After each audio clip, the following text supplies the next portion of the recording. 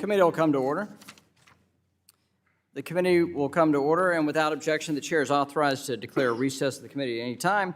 This hearing is entitled Combating the Economic Threat from China. Without objection, all members will have 5 legislative days within which to submit extraneous material to the chair for inclusion in the record. I want to thank our panel for being here. I now recognize myself for 3 minutes to give an opening statement. The actions of the Chinese Communist Party last week serve as a clarifying moment. China is not an ally or a strategic partner. They are our competitor and pose the single greatest threat to America's global standing. This committee is holding our first hearing of the Congress on combating the economic threat from China. This is a priority for the Congress, and our committee's jurisdiction is central to this discussion.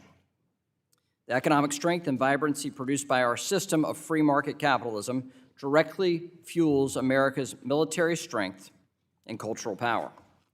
Whether it's through sanctions, export financing, international financial institutions, or our capital markets, all of which fall under this committee's jurisdiction.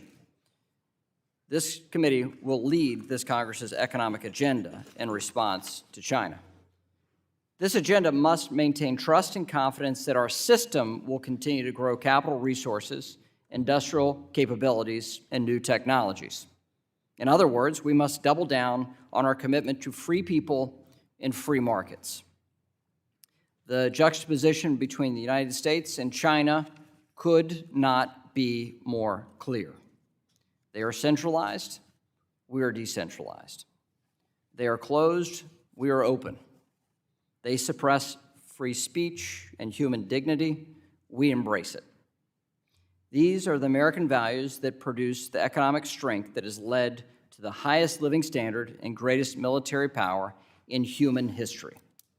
Last Congress, committee Republicans laid out principles for how we should attack the economic parasite of China without sacrificing the host, which is our free market system. First, we must walk the walk.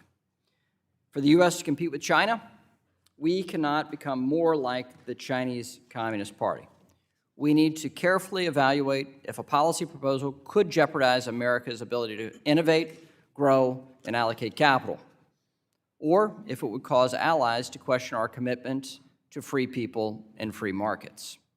Second, the United States and its allies must prevent China from rewriting the international rules of the road.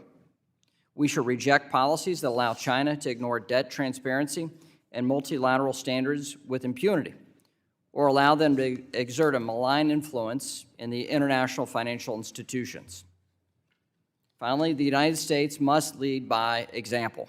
Our national security requires the U.S. financial sector to remain open, vibrant, and resilient, even as we prevent Chinese companies from advancing Beijing's strategic ambitions.